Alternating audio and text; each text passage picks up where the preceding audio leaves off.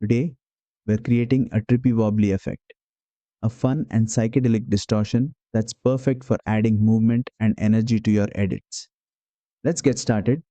First, import your video into CapCut Mobile and tap the clip to select it.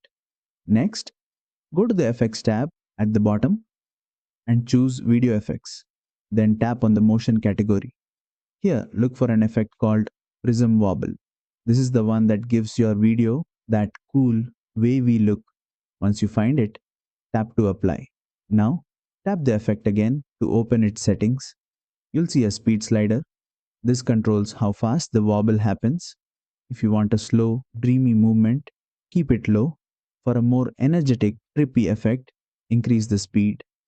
Preview your video and adjust until you get the perfect vibe. And that's it. You've just created a trippy wobbly effect in CapCut Mobile using the Prism Wobble effect.